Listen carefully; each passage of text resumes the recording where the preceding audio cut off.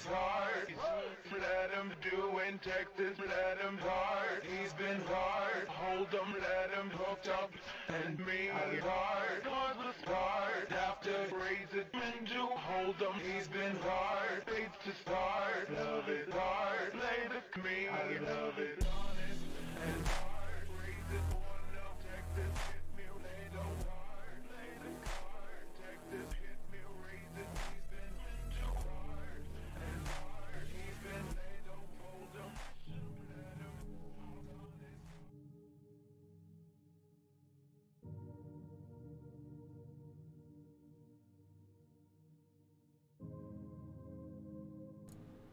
Well, hello friends. How are y'all doing tonight? I hope you're all doing well. I know I've called this the Halloween Hangover stream. I noticed, I don't remember who said it, but probably aptly in the chat. Geez, Aiden, how are you hungover for 3 days? Not quite what I meant by it. The thing is, a lot of people do streams on Halloween night or the day after Halloween or around Halloween, and you know, frankly, I thought, let's buck the system a little bit. How about we do that? Let's not follow the narrative. Instead, we'll do a stream about some spooky stuff a little bit after Halloween. Because, at least for me, Halloween is my absolute favorite day of the year. It's always been my favorite holiday. I love it. So, yeah, I'm really excited to kind of do some stuff after Halloween rather than on the day of. Because, you know, everybody does that. Let's be unique. Let's be different. Let's be special snowflakes. So, hello everybody. Thank you for tuning in. Today what we're going to be doing is just reading a couple of different stories from Appalachia. The problem is I have a lot of them. I have at least 2 I'm going to cover, maybe 3. There are 3 for sure. And some of those are monster stories. Some of them are folk tales. And other than that, I've got a bunch of books pulled up. Links are in the description if you're interested in any of them. So we can kind of go through, and some of them I've read, some of them I have not. And the other thing that makes this sort of fun and interactive is I'll be looking at the chat, and if you guys have any particular stories that you would like me to read or bring up, I am more than happy to do them. Particularly, though, what I wanted to cover here is that, or is, more in general, very specific folk tales, spooky legends, and stories from Appalachia. The opening song was a Witch House remix of Lady Gaga's Poker Face. Poker Face, wow, we're off to a good start here, lads. But yeah, that was Poker Face. I will try to link that in the description afterwards. Alright, let's see. So, to start out with, though, I figured we should start with a classic. Now, I'm sure lots of you lads are, you know, you're not children, so you might not be scared by it, and that's okay. But it's something that really scared me as a kid, and actually 2 of the books that I'm going to be looking at today were books that were in my school library as a child. And they scared me a bit as a kid, but it took me till adulthood to realize just how creepy some of the stuff is.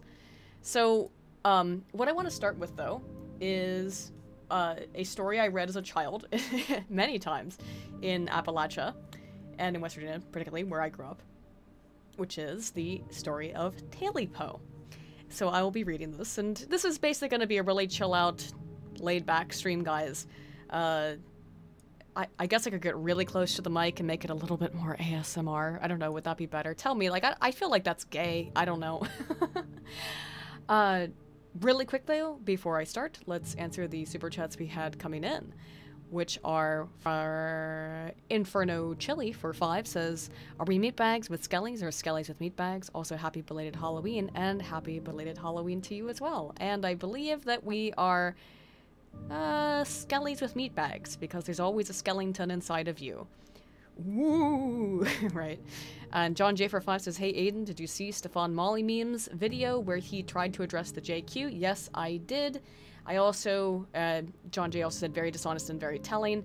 If you didn't get a chance to yet, check out Jean-François Garipe's response video to it. I think he did a very good job at responding to it. So, what we'll be doing today then is just we're gonna read some horror stories, guys. I thought this would be a really fun, relaxing way to spend your Saturday I almost said post-coital, but post-Halloweenal. weekend. Yeah, also the other things I have is I have lots of stories, so we have plenty to go over, but let's just have some fun here, guys. So this is, again, Tailypo. There are many versions of the tale, but here's how I tell it. Old Man Fletcher lived in a log cabin up in a dark holler, deep in the mountains of West Virginia. He had 3 dogs that kept him company on the long, lonely nights. Their names were Ino, Uno, and Calico. The cabin only had 1 room. Old Man Fletcher had his bed one side of the room, and his fireplace was on the other. His dogs slept in the crawl space under the porch.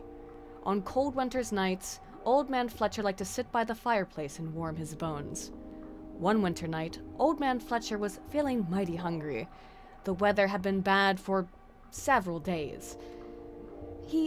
So he hadn't been able to hunt, and all he had left to eat was a handful of dried beans. He threw them into his cast iron pot, where they landed with a hollow rattle. Poured in some water from his gourd dipper, added a pinch of salt, and put them on the fire to cook. The water in the pot began to boil. After a while, Old Man Fletcher dipped his wooden spoon in and tasted the beans. They were still hard.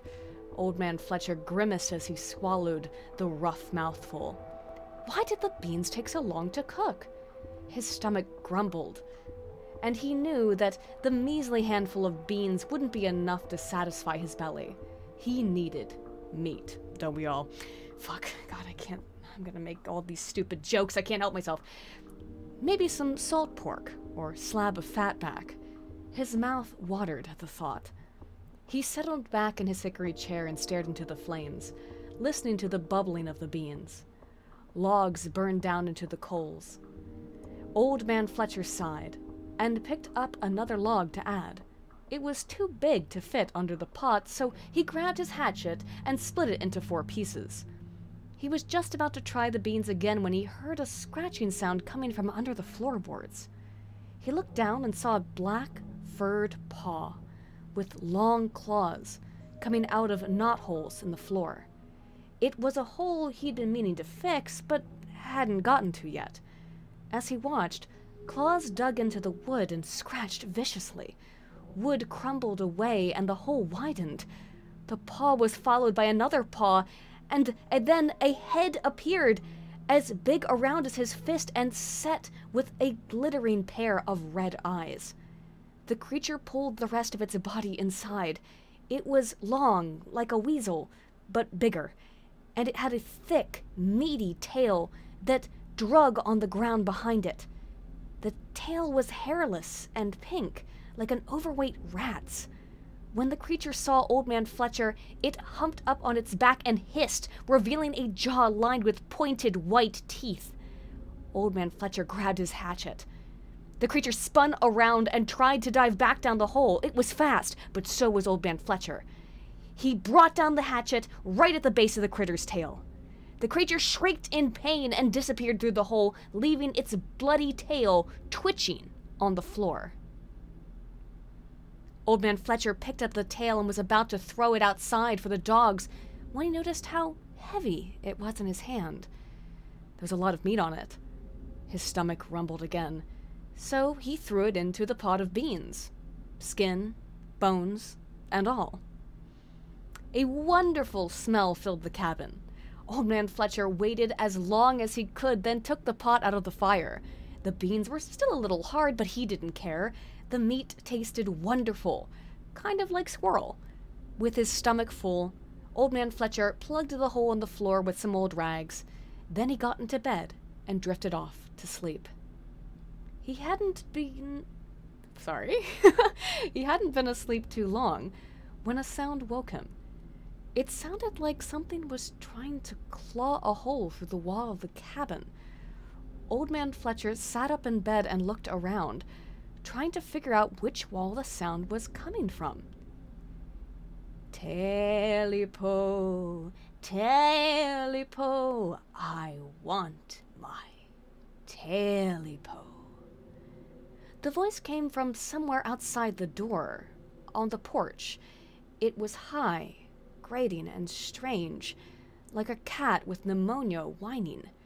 Old Man Fletcher jumped out of bed and called to his dogs. I know, you know, Calico, chase that thing off! The dogs started barking and scrabbled their way out from under the porch. The creature scratching on the way scampered, leading the dogs off into the woods. Old Man Fletcher listened as their barks grew more and more distant. He stayed up until he heard them return, one by one, back under the porch to go to sleep. Then he climbed back in bed and pulled up his blanket. He was just about to drift off to sleep when he heard the scratching sound again. This time it sounded like it was coming from one of the windows. Whatever the creature was, it really wanted in. He heard that strange voice again, mewing, louder this time. Tailypo, Tailypo, where is my Tailypo? Old Man Fletcher was getting a little shaky. He eased up to the window and yelled to his dogs, I know, you know, Calico, see what's scratching on my house. The dogs came running and chased the critter back into the woods. Old Man Fletcher was too worried to sleep. He ripped the blanket off his bed, wrapped up in it, and moved back to his hickory chair by the fire. He sat there listening, waiting for his dogs to return. They never did. A restless sleep soon overtook him. The scent of smoke overwoke the old man at dawn. He opened his eyes and leapt from the chair, kicking the blanket off of him. The edge of the blanket had found its way into the fireplace sometime during the night, and the wool was now smoldering. Old Man Fletcher stomped on the blanket, trying to put out the flames now consuming it. He cursed and jumped back, nursing a now burned foot. Thick smoke, heavy with the scent of burnt wool, filled the cabin. Old Man Fletcher coughed. His eyes streamed. He picked up the blanket by the corner, ran to the window, opened it, and threw the blanket out. He stood there for a moment, gulping in the fresh air and fanning the smoke. The sun was shining. The birds flitted through the tree branches and searched for food in the snow. Old Man Fletcher looked around. There was no sign of the strange, tailless critter. His foot throbbed. Old Man Fletcher limped back into bed and sat down. He propped his foot up and laid back, exhausted from the events of the night. He fell into a deep, deep sleep. Tailypo, Tailypo, you've got my Tailypo. Old Man Fletcher opened his eyes to find a hideous creature from the night before perched on the edge of his bed. It jumped onto his chest and fixed him with blood-red eyes. I ain't got your Tailypo no more. I ates it, said Old Man Fletcher. I was black there, not Appalachian for some reason. The creature leaned close and growled.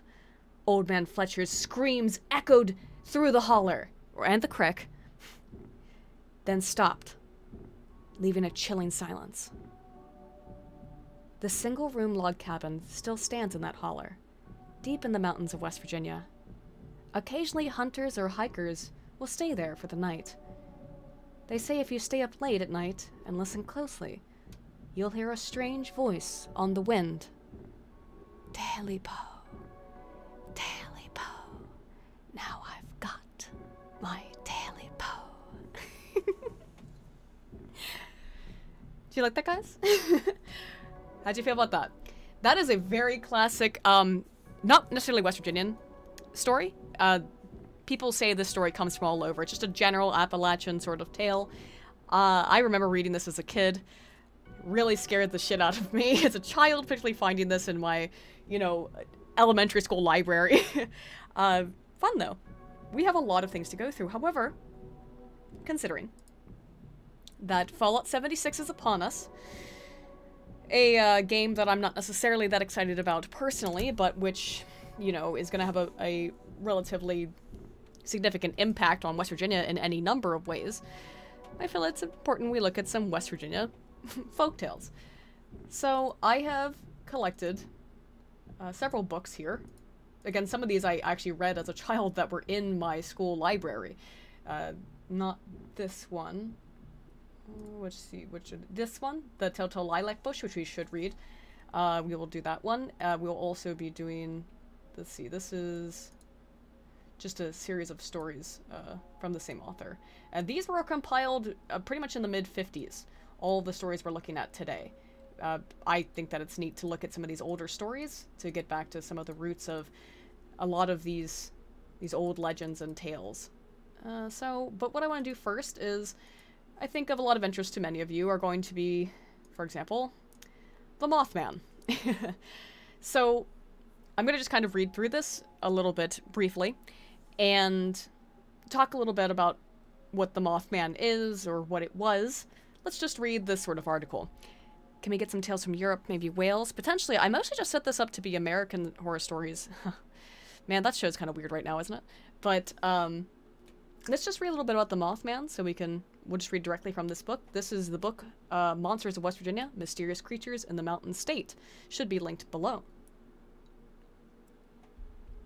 So, I first need to explain where Point Pleasant is, because this is where this took place. Point Pleasant is on the very, very far western side of West Virginia, closer to Charleston and Huntington, which is the capitals of the state, where Charleston is the capital. So let's explain what the Mothman is. So Point Pleasant seems on the surface an idyllic little town at the confluence of the Kanawha and Ohio Valley rivers. The scenery is spectacular and the surrounding countryside is quintessential bucolic. True. Point Pleasant has seen far better, more prosperous days, like many once bustling towns lining the country's major riverways. Underneath Point Pleasant lies a supernatural reality. Nearly everyone in the town has at least one story to tell about a spooky encounter with a ghost or unknown creature, or with mysterious lights in the sky. In the mid-1960s, the supernatural underbelly of Point exploded like a volcano, spewing forth creatures, aliens, spaceships, ghosts, poltergeists, men in black, giant birds, and other phenomena. And one of the most famous creatures, now in the world, Mothman. More than 40 years on, residents and investigators alike still shake their heads and ask, what on earth happened in Point Pleasant? And more than that, why? There are precious few answers to either question.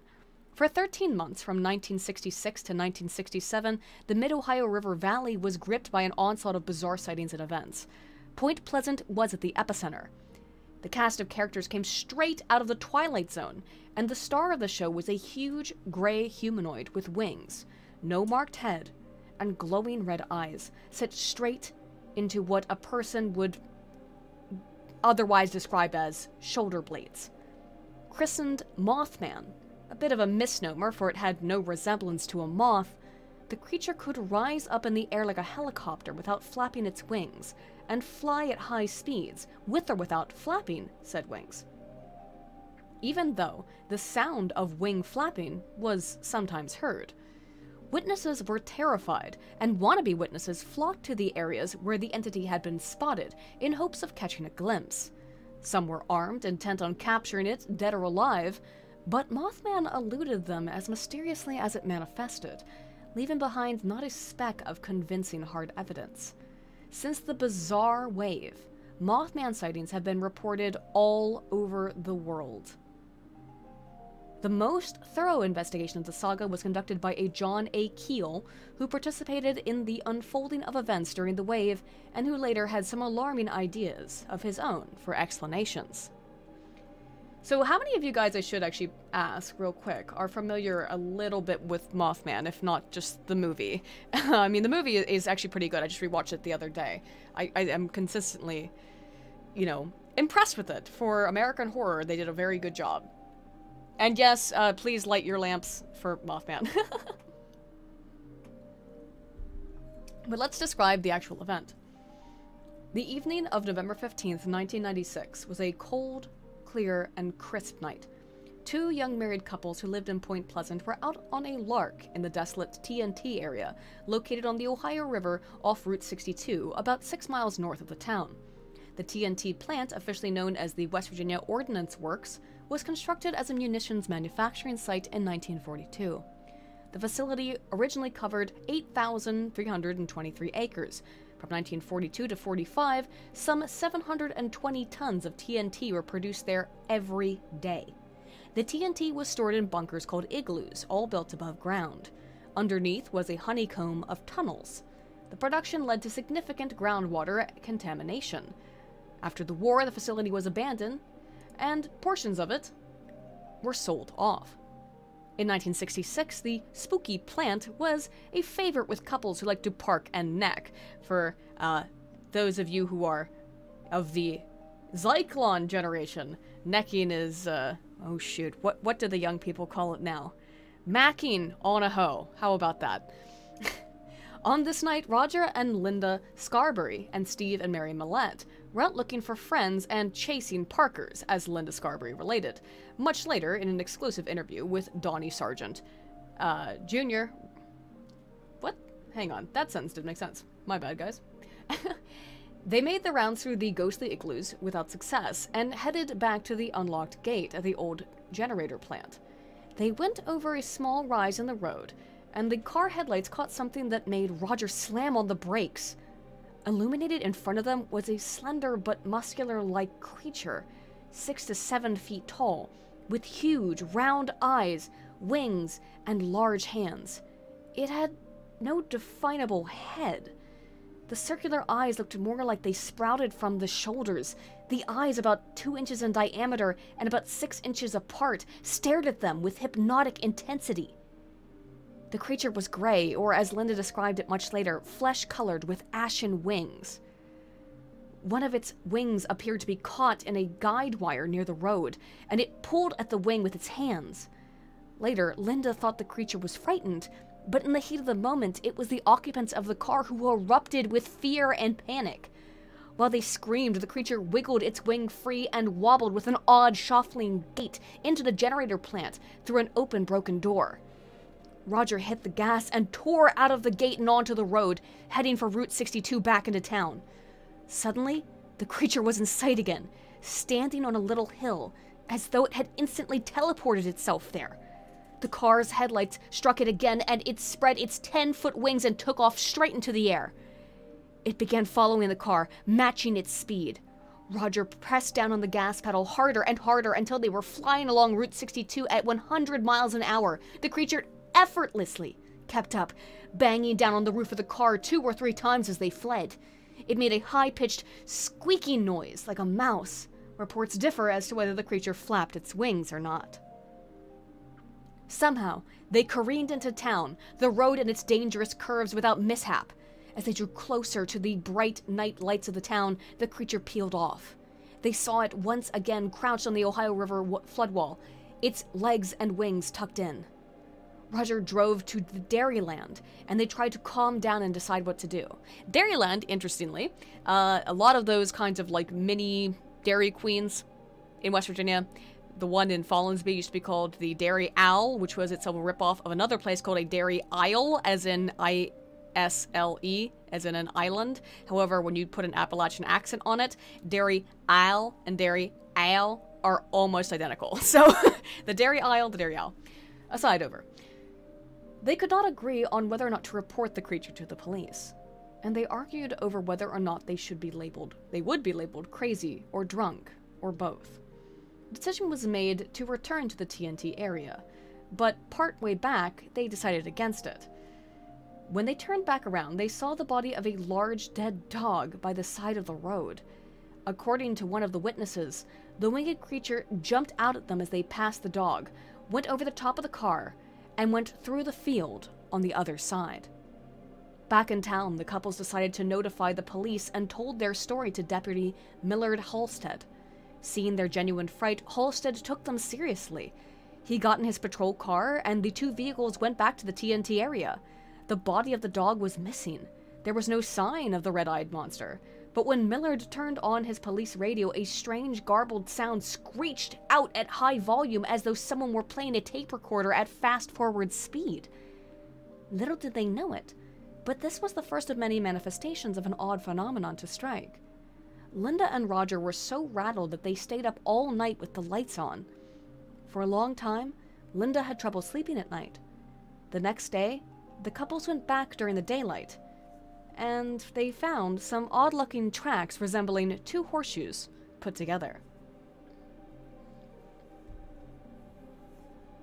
The next day, Sheriff George Johnson thought the incident warranted a press conference. The Scarberries and the Millettes made themselves available for interviews. One of the reporters was Mary Heyer, who wrote a popular column for the Athens Messenger in Athens, Ohio, called Where Waters Mingle. Heyer sent her story to the Associated Press wire service.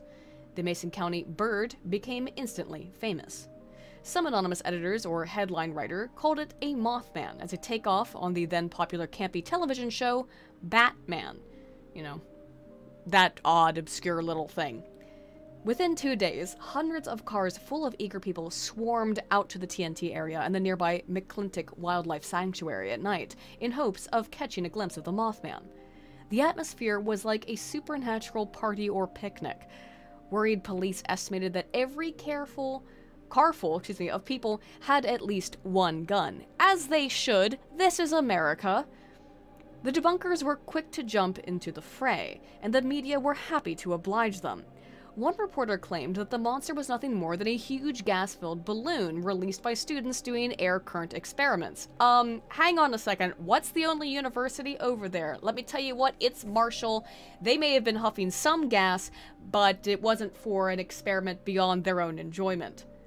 The debunker who got the most ink was Dr. Robert Smith, an associate professor of biology at West Virginia University, who said the creature had to be a sandhill crane, which stands 4 to 6 feet tall and has a large wingspan and red feathers around its eyes. Never mind that the sandhill crane was a rarity in West Virginia, or that its overall shape bore no resemblance to a humanoid creature described by the witnesses. Other explanations were that it was a shite poke. Don't demonetize me, please, which is a type of heron, and even a creature that flew down from the moon. As feared, the original witnesses were ridiculed and accused of being drunk or on drugs, and I mean, they probably were. Point Pleasant is a religious community, however, but not a single minister called them in to offer counseling. One minister laughed at them, Linda Scarberry said, and commented that the devil had run out of their church and that was the creature they saw. So of course it was the devil. The Scarberries were plagued at home by weird sounds at night, beeping noises, and something like a tape recorder being played at high speed. The noises became so disturbing that they left their trailer home, because of course they lived in a trailer, and moved into the basement of Linda's parents. Meanwhile, more people reported encounters with the Mothman. One of the most terrifying of them happened on the night of November 16th, barely 24 hours after the Scarberries and Millettes had the fright of their lives. Marcella Bennett and her 2-year-old daughter Tina and her brother Raymond Wamsley and his wife Kathy had decided to visit family members who lived near the TNT area. They had read about the strange being in the newspaper, and even though they thought it might be fun to go out and look at it, they paid a visit to the home of a sister and brother-in-law and decided to depart around 9 p.m. They walked out to their car, Marcella in the lead, holding a cigarette and her car keys, and cradling little Tina in her arm. Raymond was the first to see the creature, coming toward them out of the sky. Brilliant lights filled the area. Marcella kept on walking toward the car, oblivious to Raymond's shouts to stop and return to the home. She started to unlock the passenger door, and as she looked, she saw a man's legs that looked like they were covered with gray feathers. She did not see any feet. Like a slow-motion horror film, she pulled her eyes up. Standing only a few feet away was a giant man-bird, its head sunken into its shoulder area and tilted to one side. She saw no red eyes, but later said she might have been too frightened to notice. Yeah, that's the Christine Blasey Ford sort of argument there. Marcella thought her life was over. She had never seen anything so monstrous. Raymond screamed at her to run. Marcella turned, took 4 steps, and then fell down on top of Tina. She felt paralyzed. Another distant part of her thought that the creature would scoop her up by the back. She heard the sound of flapping wings. Marcella was last able to rise and stumble to the porch with her daughter. She was skinned, bruised, bleeding, and burned by having also fallen on top of her lit cigarette. They all hurried into the house, where the children inside were screaming and crying in panic. Raymond called the county sheriff's office. It took about 15 to 20 minutes for deputies to arrive, while the Mothman lurked outside, the house causing more terror. It came upon the porch, pushed on the door, and looked inside the windows. But the creature was gone by the time the deputies got there. The officers searched the area and they found nothing. Marcella was so traumatized that she could not sleep. Somehow, she felt the creature now had a link to her and would come back. After several days, she went to a hospital and was treated for shock. She wasn't able to drive at night. When she had to go pick up her husband from work late at night. Suddenly, she was certain that it was in her back seat, and she nearly wrecked the car. There were more sightings, night after night, on both sides of the River Ohio. They were all remarkably similar, of a tall birdman with red eyes that rose straight up into the air like a helicopter. And on November 27th, 18-year-old Connie Jo Carpenter saw the man-like, quote, awful-looking creature flying toward her car on Route 33 near New Haven at about 10:30 p.m. in St. Albans, 40 miles south of Point Pleasant. 2 girls saw a flying creature with big red pop eyes. Even pilots reported the creature. 5 pilots at Gallipolis Airport said they saw a winged form about 300 feet in elevation around 3 p.m. on December 4th. It was traveling at about 70 miles per hour without flapping its wings. This creature seemed to have a long neck, and it turned its head from side to side. Many of the Mothman sightings were in the vicinity of the TNT area. Every night, cars of armed hunters and thrill seekers alike continued to pour through the area. Another major hotspot was the Chief Cornstalk Hunting Grounds, now the Chief Cornstalk Wildlife Management Area, which is 11,000 acres near Gallipolis Ferry in West Virginia, across the Kanawha River from Point Pleasant. Though dozens and dozens of sightings were reported, Keel documented 26 that he considered to be the best, most responsible ones. One was from Mississippi on September 1966, in which a flying humanoid was seen at a low altitude in the vicinity of the town of Scott. After the big nose broke, oy vey. After the big news broke about Mothman, others came forward with accounts of earlier sightings. In November 1st, National Guardsmen at the armory near Camp Conley Road in Point Pleasant saw a brown humanoid figure perched in a tree. On November 12th, 5 men preparing a grave site for burial near the Clenderin saw something that looked like a brown man with wings lift off from the trees nearby. And on November 14th, glowing red eyes were reported in Salem, West Virginia. Gallipolis. Guys, sorry about that. Gallipolis? Is that right? 1 second. I'm losing my voice. I can't read this long. Oh, now I lost my place. Dang it. We're gonna skip over some of the, we can go through these, some of the explanations, right? Because this is basically the background of who the hell Mothman is, right? Or what it is.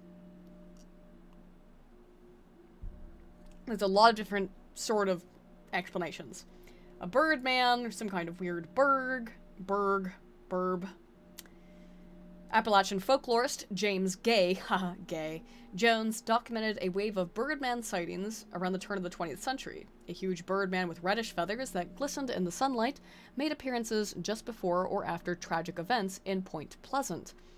Around World War I, the creature was seen flying over Looneyville, yeah, that's a place, up Johnson Creek and down Gabe in Rowan County, and down the Elk Valley in the Kanawha. Jones said, parents forbade their small children to play outside. Another wave centered along the Ohio River Valley took place after World War II in the late 1940s. In the latter wave, some witnesses said birdmen chased them in their cars as they drove in the vicinity of the Ohio River in Mason, Jackson, and the Wood counties. And actually, I have to point out that there's the county that's just, it's in very, very southwest Pennsylvania, just north of the West Virginia border.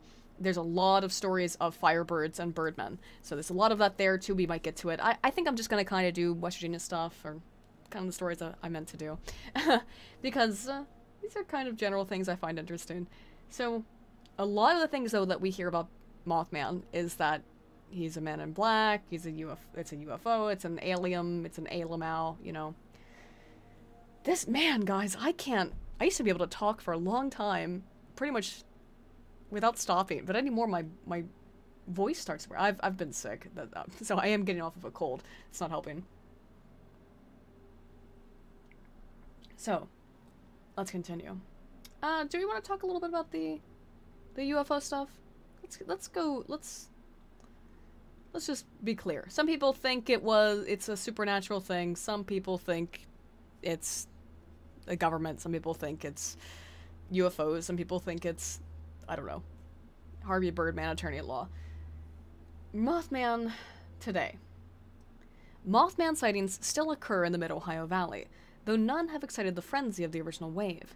The TNT plant was torn down in the mid-1990s, but the igloos, long empty of chemicals and munitions, remained. Many of them were opened and accessible. The grounds and igloos became favorites of Mothman hunters who took photos and collected mysterious voices, EVP, on their recorders. Every trip I took to Point Pleasant included trekking through the igloos. However, I never had a sighting of anything mysterious. Keel's book was turned to a film in 2002, The Mothman Prophecies, again, recommended a lot, starring Richard Gere as John Klein, based on Keel. The film was a disappointment to fans and the general audience alike. I actually like it, so I disagree. It took major departments from Keel's book, yes it did, and was so vague about what happened that anyone who did not already know about Mothman was still in the dark by the end of the film. Nonetheless, the film reignited interest in Mothman. In 2002, it was the first Mothman Festival was held in Point Pleasant, organized by Jeff Wamsley and Carol Harris, whose husband was one of the Silver Bridge victims. That I did skip over, because it must have been here... wow, they really didn't... They did not cover that at all, did they? That's interesting. In this sort of article that was all about this, they didn't cover the Silver Bridge collapse. Alright, let's cover it real quick.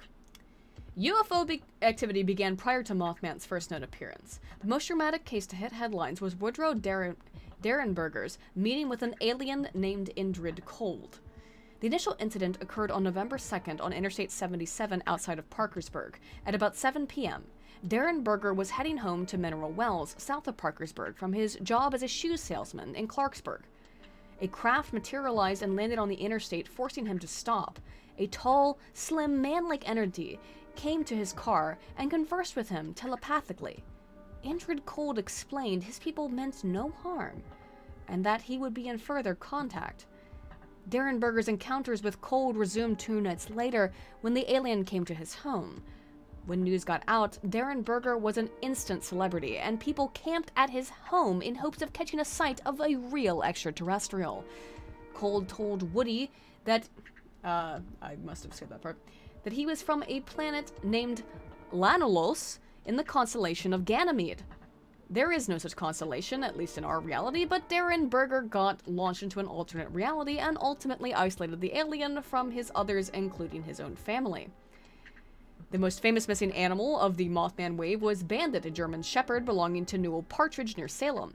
On the night of November 14th, Bandit became agitated at the Partridge home and was filled with electrical disturbances and odd sounds.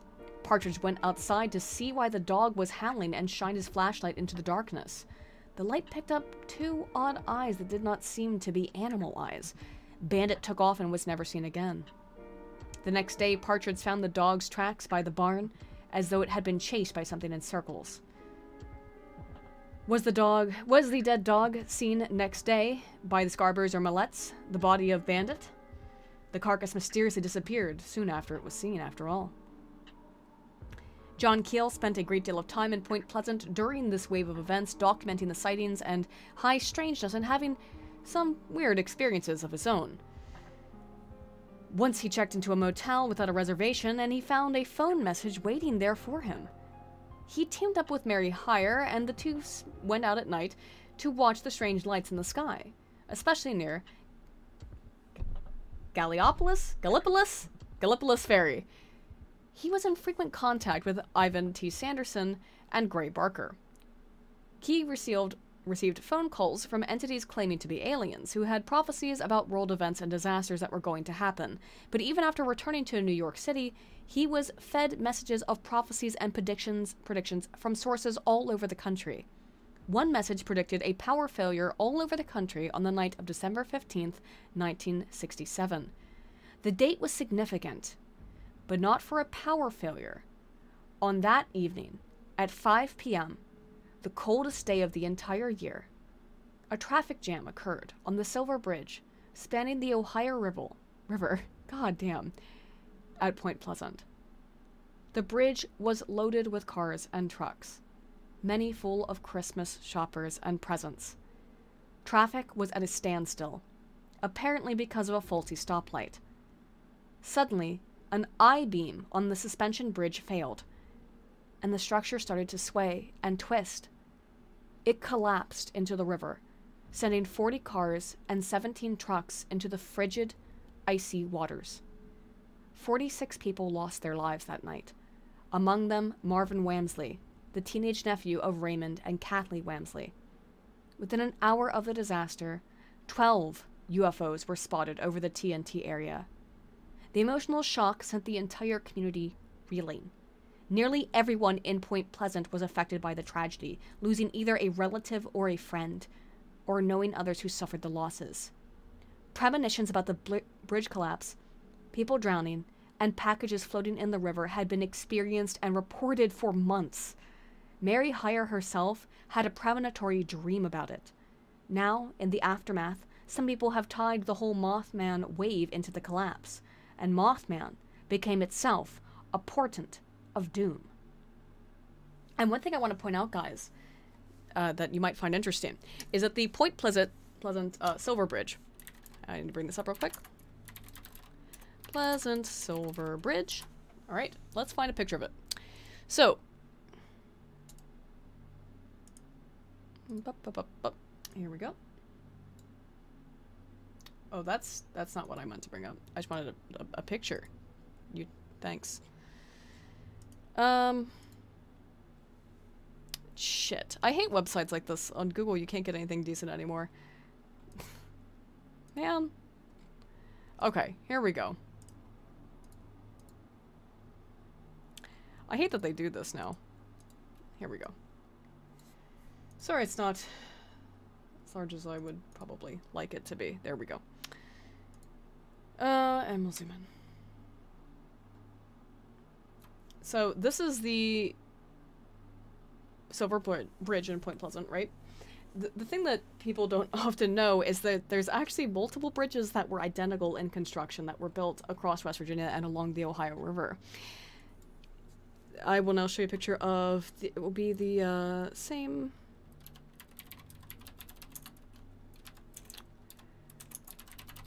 I wasn't necessarily meaning to do this, but it's interesting.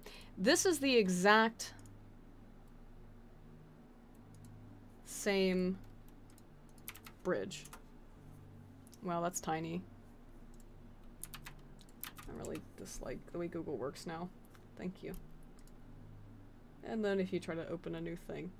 Yeah. Well, they did just paint it. Isn't this nice? Look how nice it looks now. They just painted it with a nice, good West Virginia blue and gold. Those are our colors, of course. Gave it a nice coat of paint. However, this bridge right here is identical in every single way to the Silver Bridge, right? They were built at the same time.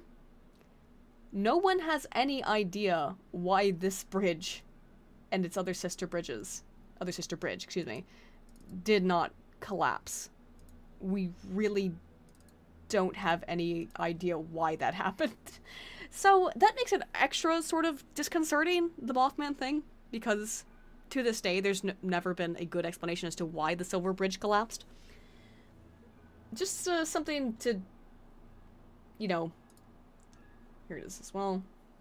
Actually, it looks really nice. When did they? This over here is Steubenville, Ohio, and then on whoops, let me turn my. Okay. This over here, of course, is Steubenville, Ohio, and then this over here would be Fallensby, West Virginia, and the Ohio River. Come see our river that catches on fire. And it did. So yeah, that's pretty much the story of the Mothman. Let's catch up with Mothman today. I think that's pretty much it. We'll get back to the current year. No one has ever been able to satisfactorily explain why Point Pleasant and a large area around it were literally turned upside down for about a year. Yet the question and the possible answer has a bearing on everything discussed in this book. First, let's eliminate some popular, often discussed explanations. One that still makes the rounds has been debunked. A curse laid on the lands by an 18th century Shawnee chief named Hokoleska? Hokoleska. I'm a professional. Literally translated as stalk of corn. Corn stalk, as he was known in English, opposed the settlement of Europeans on Shawnee land, and October 10th, 1774, Shawnee and Mingo warriors suffered a heavy defeat against West Virginia military in the Battle of Point Pleasant. Thereafter, perhaps seeing the handwriting on the wall, Cornstalk began working for peaceful cooperation with white settlers. By the way, that doesn't mean, guy, that he didn't curse them anyway. I mean, it's not like we were particularly honest towards them. If these are just, if the rest of this is just going through and debunking things, I mean, who knows?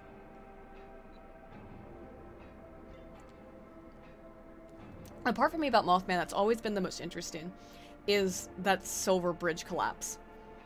Because for me, I like cold, hard, I like them cold, hard data, them numbers, you know what I mean, fam? And when something can't be explained easily, like the collapse of the Silver Bridge, that interests me. That makes me go, whoa, why? Why did that happen?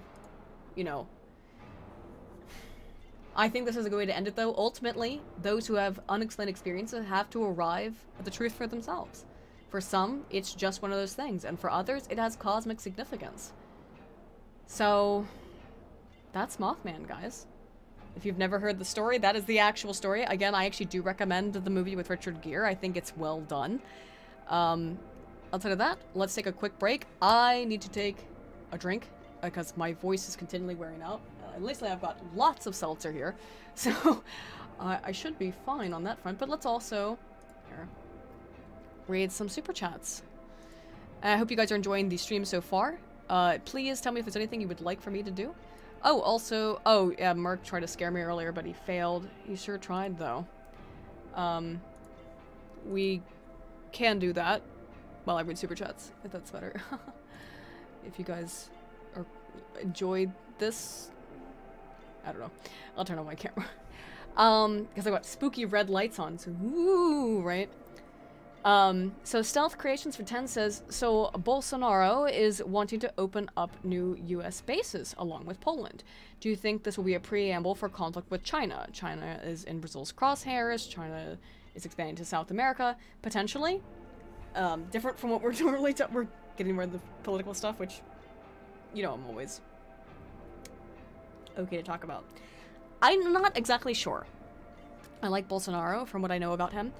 I need to know more about him, but he seems to be under the exact same smear campaign as Trump, so that is a good sign in my book. China is a real enemy, or at least maybe not enemy, that's not correct. It is a competitor that we need to be aware of and that we need to keep track of. Yeah, we need to start fighting back against it a little bit. Disparate Desperado for 2 says, sing us The Legend of Woolsey Swamp, Aiden. I will look that up. Thank you. John J for 5 says, Aiden's whisper voice is hot. Miss Aiden, please stop triggering my mommy complex. Young guys like me are trying to survive, no pap, remember. Sorry, but good luck. Tyler Preston for 5 says, what's more scary is the thought of Mark Waid winning the court case against him by Diversity in Comics. Also know any Celtic mythology. I do know quite a good deal of Celtic mythology, but I thought we'd like focus on just Appalachian stuff today. And yes, that is a terrifying thought, and luckily it's just a nightmare because there's no way Mark Waid's ever gonna win that shit. Merc for 2. Why are you sending me money, Merc? It just said look out behind you. Lamented Guide for 10 said, hey Aiden, have you heard theories that some monsters might be angels or demons? Yes, I have.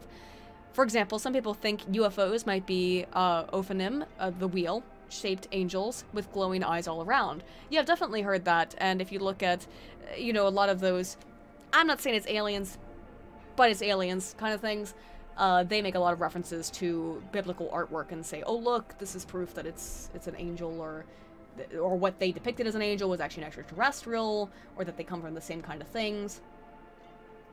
Man, there's a lot of monster stories I'd like to do. Oh, isn't this in here? We don't have a Flatwoods monster. I thought it was in this book. Maybe this is a different one. Oh, shoot. Well, we'll do the Braxton County monster. That one's good. And the Grafton monster are both good, too. Oh, this is the Braxton monster, Flatwoods monster. Same thing. Yeah, okay. Got it. There we go. That's what I thought we were doing next. All right. David Kamer, for 5, says, tape recorder sounds weird hallucinations. Could it be MK Ultra? LOL, then it'd be a real horror story. Well, we still don't really know what happened with the Mothman. And considering the government did seem to be at least tertiarily involved with the association and proximity to the TNT area, that was certainly a real probability, or at least people have contended that it is. So, maybe? I can't tell you, man. I don't know. I can only make conjectures, and anyone else can make conjectures. Mothman, awesome, for 2 Is it Aussie bucks? I think it's whatever. It just says lump. We all are. I mean, you know what? Sometimes memes are just really wholesome and good, and the moth meme is a really wholesome meme because it's telling us something that we all want, that we all understand fundamentally about human existence, is that we're all seeking that which we can't have. We're seeking our true desire, and that's lamp. Thank you. Stealth Creations for 10 says, so Democrats unveiled hashtag grab them by the ballot photo for women voters. Oh, I saw that. Oh, I saw that image. Oh my. It's just, let's take the fattest, grossest, ugliest women and have them line up naked and put little ballots on top of their meows and take a picture, and that'll totally get people to rock the vote. Good job, Democrats. They really need to rethink this stuff from ground, you know, moment one. You're off base.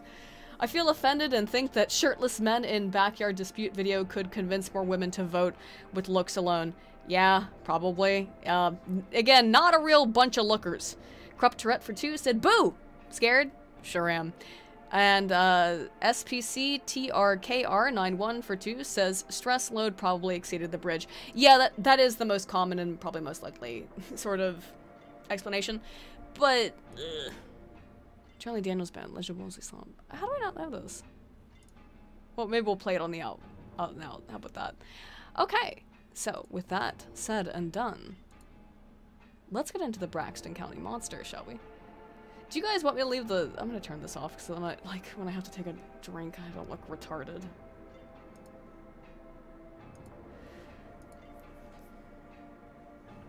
Alright, let me take one more sippy sip, and then we're gonna get in to the Braxton County monster.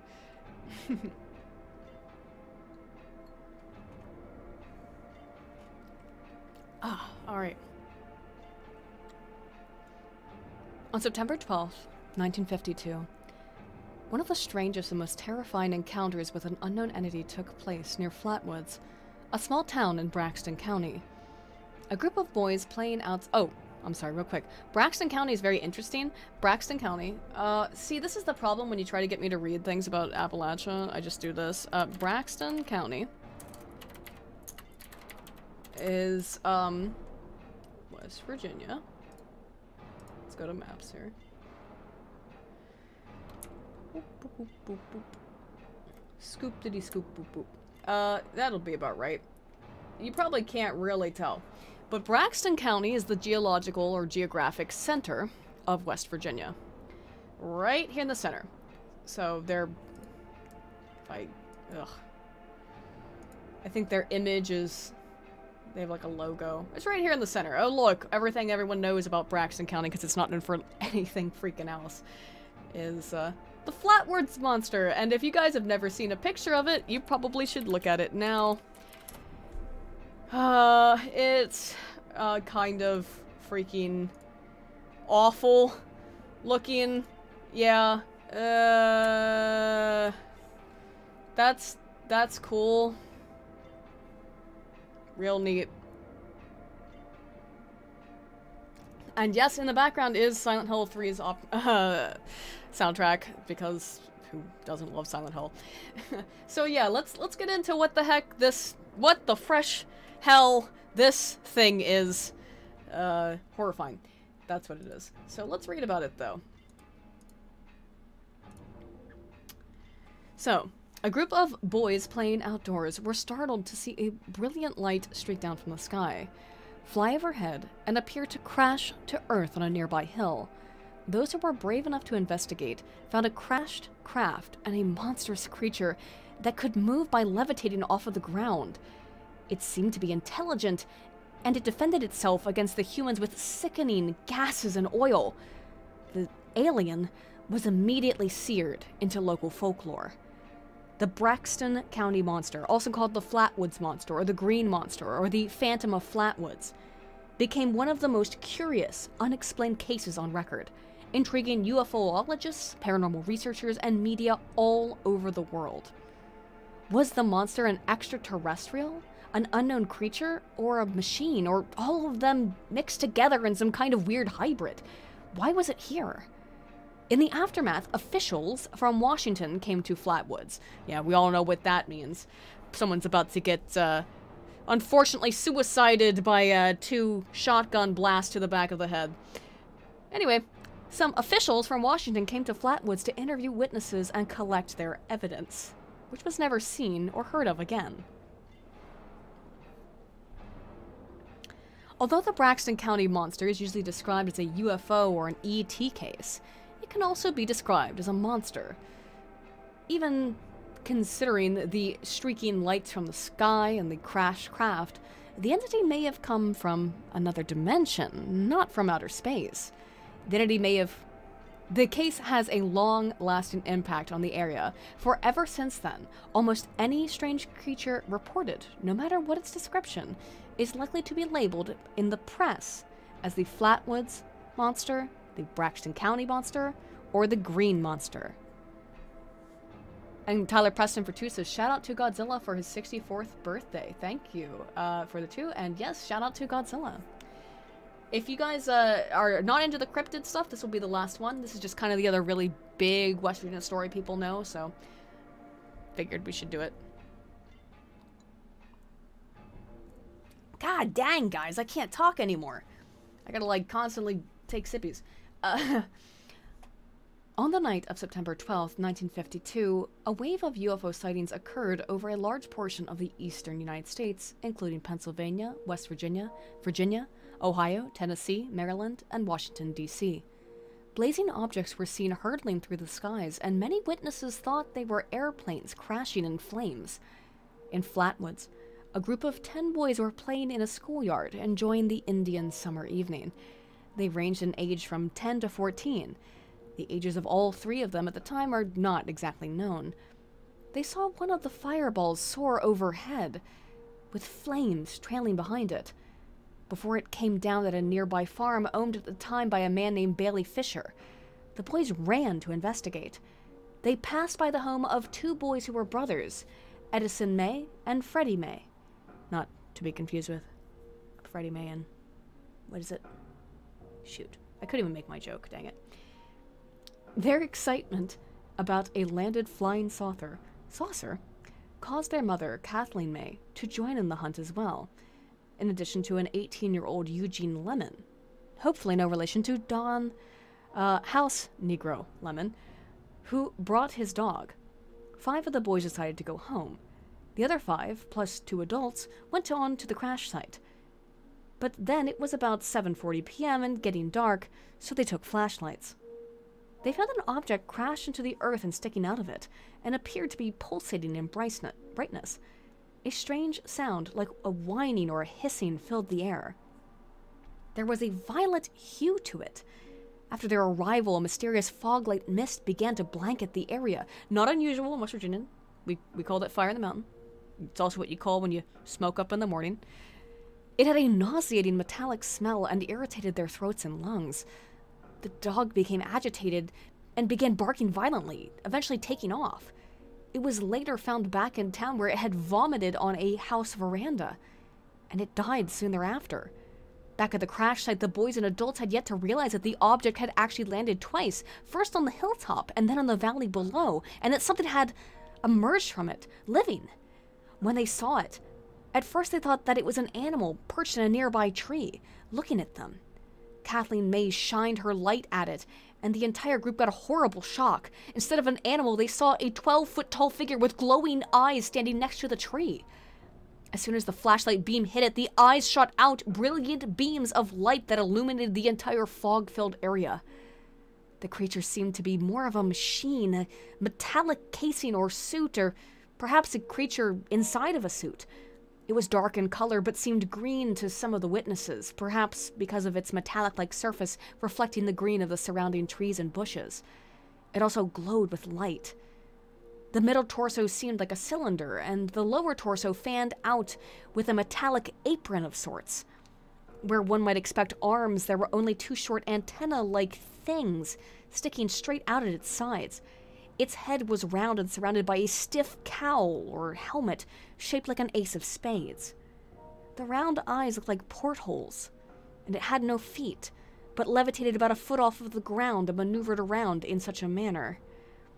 The creature glided close to Kathleen May, who felt a warm mist around it. Without warning, it squirted an oily substance all over her clothes. God, I hate it when you guys do that. Come on. Be gentlemen. There seemed to be no immediate ill effect from the oil, but the nauseating mist continued to burn their throats. The creature left a trail of oil on the ground as it glided. Suddenly, the horror of it hit the witnesses, and all of them, adults, boys, all fled back to town as fast as they could run. At the May Lemon home, Kathleen and her boys living in a home owned by their father, Joe Lemon, chaos erupted. The Mays and Lemon all had trouble breathing, and the boys were bruised and bleeding, probably from their pell-mell fight. Lemon vomited all night long. Kathleen's eyes were red and teary. Edison and Freddie required medical treatment for their damaged mouths and throats. Fucked up, man. Around 8:15 p.m., Kathleen telephoned the sheriff's office to report their experience, and the sheriff in turn notified the state police. A state trooper telephoned the co-owner, publisher, and photojournalist for the Braxton Democrat, Lee Stewart Jr. Stewart jumped into the investigation.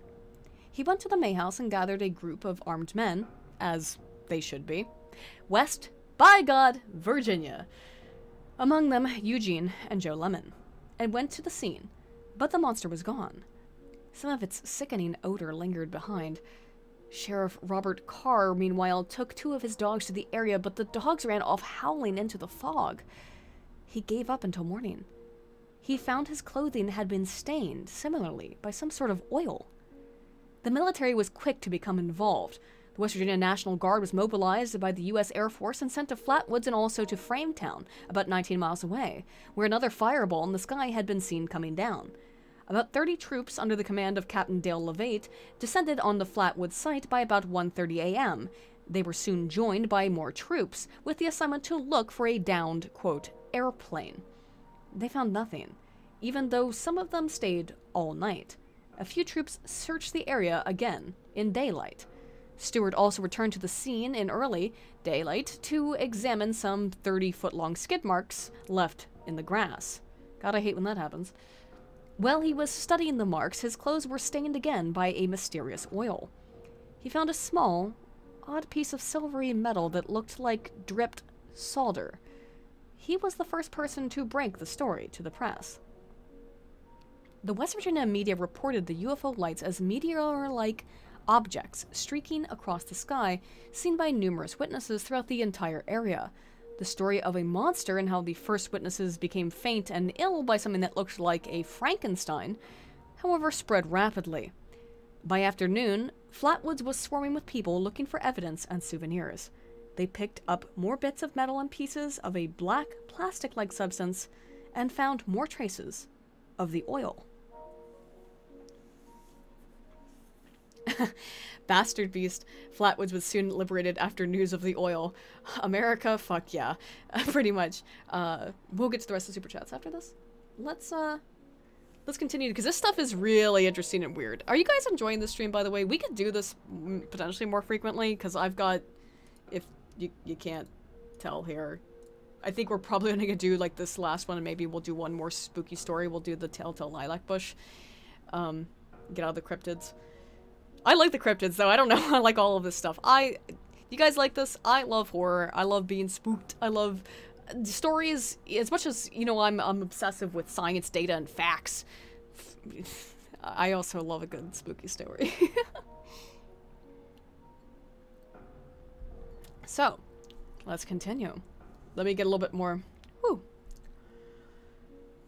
God dang, guys. Again, I can't. My voice gives out now. Anytime I talk for more than 30 minutes, it starts to die. I think I'm getting old. Getting. Got.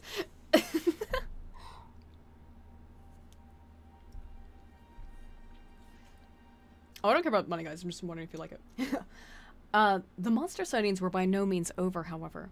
A young couple and their 18-month-old son encountered a creature near Frametown on September 13th, terrifying them so badly they didn't speak about it for years.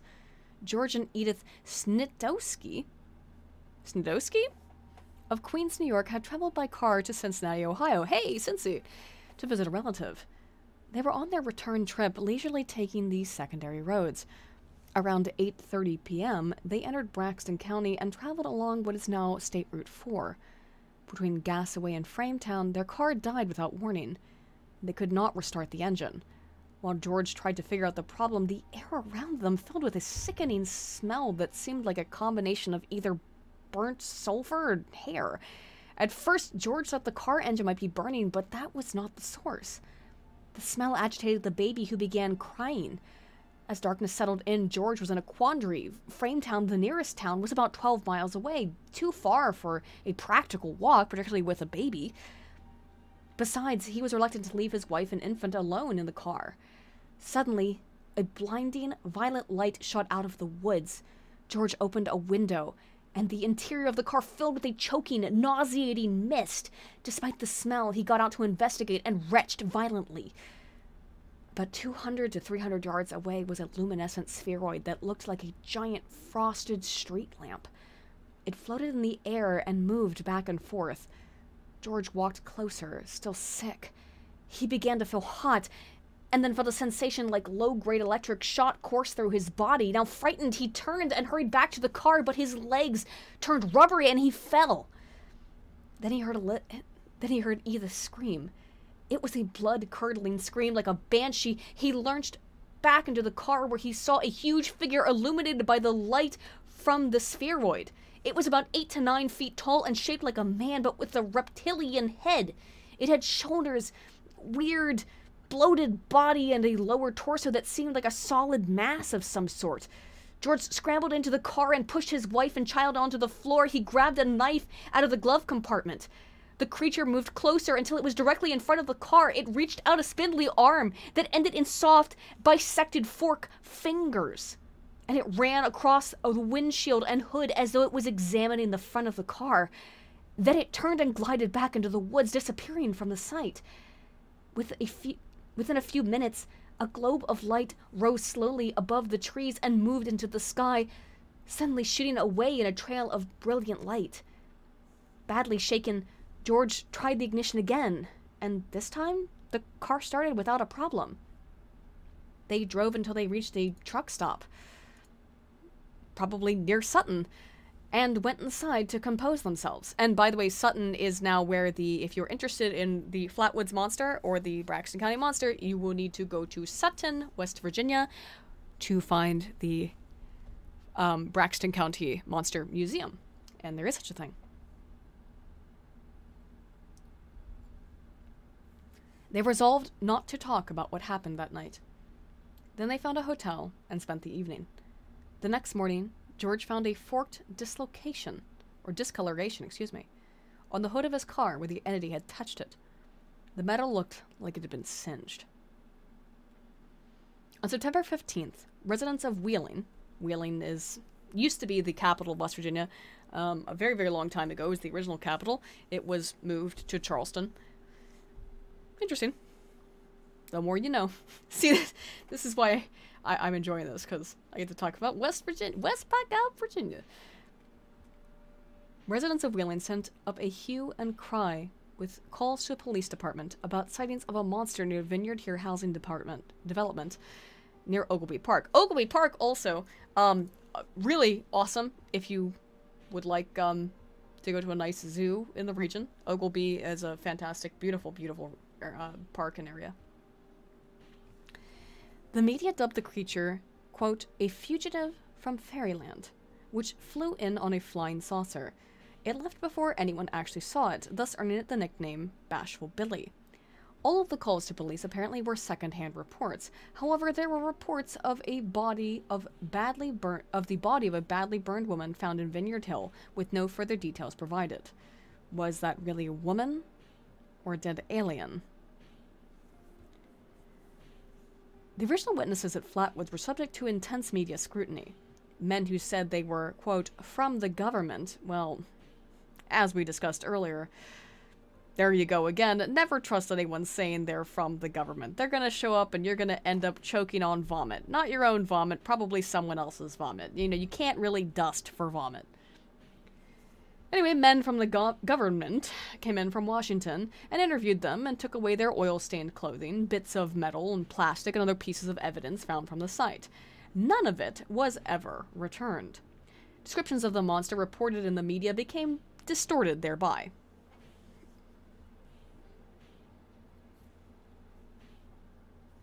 And, you know, that's, again, not abnormal, right? We're used to that at this point. Media distortion, par for the course.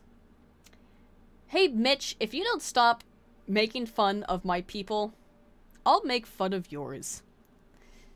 Mitch's people, who are Mitch's people? The Filthy Anglo. Beady eyes, Anglo lies, Mitch.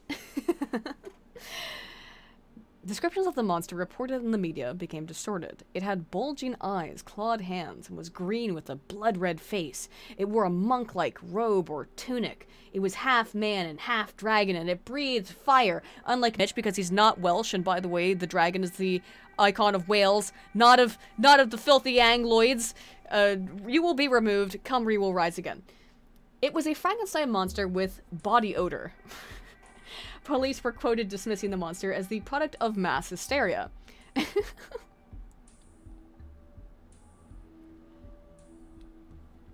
Now, here's the thing. Mass hysteria is a real thing, kind of, but it is something that's not very well understood. So, I've done a video on it before, but we do need to understand how mass hysteria works. Wait, Aiden, don't go into a psychological tirade right here. Just... There's no reason for data diatribes. I've got enough data sitting on my... Look, new video tomorrow, by the way, guys. New video will be out tomorrow. It'll be on lithium. Anyway. Whoops. The original witnesses were invited to be interviewed by the press and to appear on television. They were portrayed as ignorant country folk whose imaginations had run away with them and who they had seen, scared out of their wits. The Charleston Daily Mail reported on September 15th that the monster was nothing more than the combination of an airplane warning beacon and a flashing meteor reflecting on the trunk of a dead tree. Wow, that sounds awful convenient now, doesn't it? Really activates my almonds, really wallops my walnuts, really percolates my pistachios, really piques my pecans, really... I realized that I was about to say something bad about another word for Brazil nut. On September 23rd, the Charleston Gazette ran an interview with local insurance man and amateur astronomer. Local Florida man. So this time it was local West Virginia man. Who insisted that the monster was an illusion created by gases from a meteor. Well, I'm sure that you've had some things created from gases, sir. Earl Stevens of Bell said that fireballs originate from an electrical discharge in the Earth's outer atmosphere and give off sulfur gases. Sorry guys, I make myself laugh and then I can't keep anything serious. Shoot. Where were we? I'm sorry, I'm also trying to, like, skip over unimportant bits. This is all kind of important, isn't it? Flatwoods became a big... Basically, after all of this, people started coming to Flatwoods. That's really the story. I basically read what happened. There's nothing really else spooky that happened after that. That is, more or less, the story of the Braxton monster. But we... Okay, let's see. Search for truth. What is this section about? Okay. Sifting through conflicting accounts is one of the most difficult tasks of ascertaining what really happens in entity contact cases. Ficino found enough corroborating accounts and evidence to make a number of conclusions. First, that the meteors that flashed through the skies in September of 1952 were actually 16 alien crafts in groups of 4. They appeared over the Gulf of Mexico, where mock wargame exercises were taking place. Ficino speculates that perhaps the aliens thought the games were real war and were monitoring them. Their crafts were detected and were pursued by Air Force fighter jets, which engaged them in combat. One of the alien craft was damaged and landed at Flatwoods. The marooned creature that has been seen by witnesses was encased in a metallic suit. On the second night, it had moved to the Frametown area and was seen by the Snitowskis, particularly out of its suit.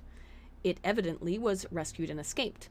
Another damaged craft crashed at Wheeling. The creature may have been killed and its body recovered by authorities, who substituted a burned woman corpse cover story to deflect attention.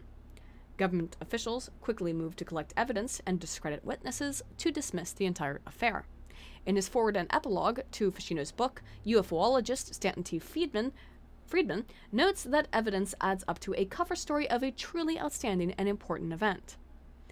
This is the rest of the author pretty much just talking about his opinion here, but who or what really invaded our reality in September 1952? Will the truth ever be known about the Braxton County monster? As Kathleen May told Ficino, quote, "The government just tells you what they want you to believe." And in the words of Fox Mulder, I want to believe. But not the government, because they fuck everything up. So, we've now gotten through one of my favorite early childhood tales, which is Tailypo. We've done Mothman. We've done the Braxton County monster. Let's move away from cryptids. But real quick, let me look very briefly at the super chat stuff. How's it going, guys? Somebody gave me $5, which was retracted. Thank you, Google. I really appreciate that. Isn't it nice how Google... Isn't it cool how Google says they're going to take money of offensive comments, like whatever that was, and we're going to take your nasty, naughty money, and we're going to give it to charity. But don't you dare raise $27,000 for charity, because then we're going to take that money for charity and give it not to charity. Okay. Well... I really don't have an answer explanation for that. A fucking pierogi for 5 says, I don't know if it's relevant, but I've been playing Fallout 76 for the past few betas. It's not all terrible. It doesn't look terrible, but my standards for games are pretty low. Don't worry about it, really. I actually think that it looks like a really fun game, to be honest. I'm excited to play it. I will play the shit out of it, obviously. I actually have not been watching coverage of it, specifically because I'm from West Virginia. I know West Virginia, so I want to, like, experience it all myself instead of...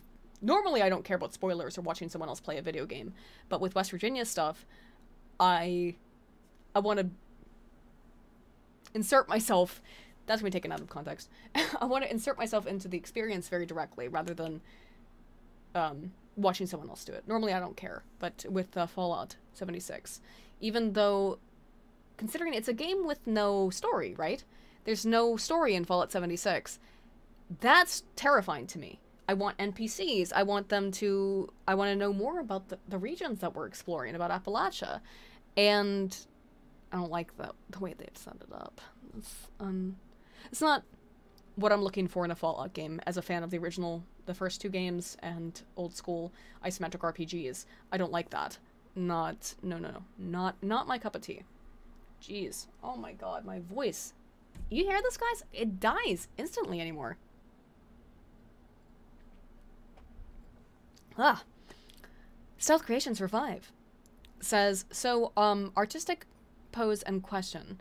How would you reimagine, modernize the iconic Saint Michael on top and driving out Satan iconography? How do you meme this? I think you've asked me this actually before. I'm not exactly sure. I really, again, I don't have a good answer for that. I think, as with anything artistic, it's pretty much everyone's kind of ability to try and work towards it themselves and find their own ways of overcoming or working around that kind of stuff. That would be awesome, though. Any kind of representation I can see, not just of St. Michael, for example, but any kind of imagery I love seeing represented in different ways by the creativity of different artists, because it's the awesome thing about art. Adrian Moser for 20, is that Swedish krona?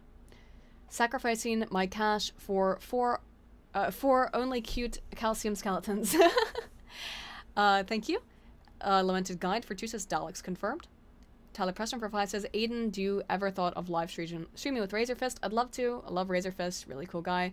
We disagree on a couple of things. I'm trying to think of the things we really disagree on. Daredevil, I think we disagree on. And there's something else that everyone tells me I always disagree with Razorfist on, but I don't remember what it was. Is it Star Trek? I think it's Star Trek. I think we have a big... I think it's either Star Trek or Stargate, I don't remember. Maybe the X-Files. Some sci-fi show that I'm obsessed with. A fucking Progy for 5 says, there is good shit regardless, especially that sinking feeling you get when the Mothman lands next to you and you don't know what the fuck to do. I'll be honest, guys, I used to be really freaking terrified of looking out of windows because when I lived in West Virginia, because I was afraid of seeing the red eyes of Mothman. I used to be afraid. I used to be absolutely terrified of that as a kid. It used to scare the shit out of me, man. Mitch for 2 Euro buckaroos said art needs to be more autistic. Mitch. Coming for you. Fight me IRL. I love you, man. Anyway, okay, I think that's about it. I think, let's see, we've been going for an hour and a half. Just got a new one. 2 Blizzards for 5 says, get on D Live. We need to give you lemons, ice cream, and maybe a ninja gini? Ninja gini? Am I pronouncing that incorrectly? Sorry. I know that that's where Ralph moved, right? Is D Live? It seemed to work out well for him. So maybe we'll... I'm really fucking tired of YouTube, to be honest. They fuck me over on every goddamn turn. Every possible way imaginable. YouTube finds some way to dick me. So... And it's frustrating. Like, it would be one thing if I... I'm not trying to knock on anybody here specifically, but it would be one thing if I did videos that took, like... Or if I did streams constantly like this. I do streams rarely because, one, I'm not good at speaking extemporaneously, obviously. But 2, because I prefer to provide you guys with information that is unique and hopefully valuable in some way that other people aren't going to give you, and that takes a lot of time and effort and energy to not only procure, but to research and to consolidate and put together into a cohesive format. That takes a lot of time. I'm not bitching. I'm just saying that it kind of precludes me from some of YouTube's more preferred functions. Like, YouTube really... God, I'm sorry, I'm getting off topic here. We'll read one more story after this, and then we'll probably close out for the night. YouTube really does not want to promote creators who do what I do, which is a video a week, pretty much. Or maybe 2 videos a week, if I'm feeling lucky. They want to promote people who do live streams, or they did. But now they don't, because they realize the problem with super chats, meaning that evil Nazis can, oh my goodness, use their freedom of expression to say what they think about things. So, I mean, I don't know what YouTube's going to do at this point. It seems like they're at kind of a crossroads, because Yeah. They put in the super chat stuff in order to make the platform still usable, and now it looks like they're going to take that away because the Wall Street Journal is back again at their throats. Thanks again. What's your name, bitch? I can't believe that shit. I'm sorry. I'm kind of going on a tirade. I'm trying to also regain my voice while still talking, which means it's not going to work. Shoot. We'll do the let's read the one I'm going to do is the Telltale Rush. It's a short one. We can read a couple of these if you feel so inclined. This is a really short one. But there's a whole lot in here. These are all just, what I have here are a whole lot of collections. The woman who wrote this book and the other one that I have, they're linked in the description. It's going to be the Telltale Lilac Bush and Other West Virginia Ghost Tales. And then the other one is this one, which is Coffin Hollow and Other Ghost Tales. If you guys are interested, they are both linked in the description through an Amazon affiliate link. I get like a penny of that. However, I just find it online. But if you are interested in ghost tales, particularly from West Virginia, these were mostly compiled in the mid to late between like 1940 to like 1970, so the mid 1900s. These are pretty old in terms of when they were collected. So a lot of these go back a very, very long time in terms of their origin. Anyway, I will read, I think we got like a couple more super chats, and then let's read a couple of, we'll read this short story, we can read a couple other ones. So, Ragnarok Wolfbert for 10 says, I think they cut out the story and NPCs in the game because the modding community was making better add-ons than their DLCs.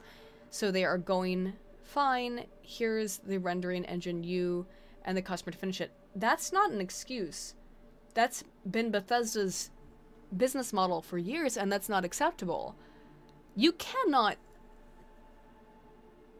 name me one other game, AAA game or game company that can release a game and charge $60 for it with the anticipation that we can release shit, the community will fix it. Bethesda is the only company that does that, and it's absolutely insane. That's not acceptable under any other circumstance from any other AAA developer. It's just not acceptable. It's only Bethesda that gets away with that shit, and we need to say no. We need to say no, Bethesda, fuck you. You can't keep getting away with this shit, you know? At least that's my opinion.